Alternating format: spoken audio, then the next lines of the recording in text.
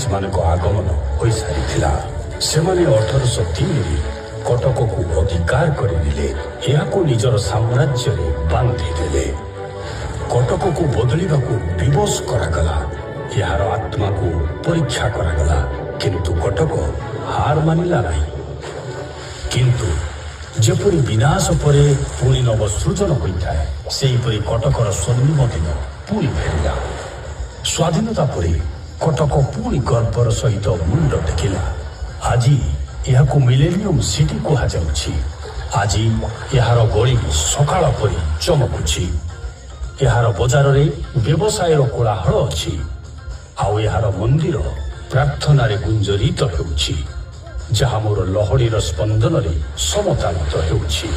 ମୋ ପ୍ରିୟ କଟକ ଆଜି ମଧ୍ୟ ଅଦ୍ଭୁତ ଶକ୍ତିରେ ଚକମକ ହେଉଛି। ବାରବାଟୀ ଦୁର୍ଗ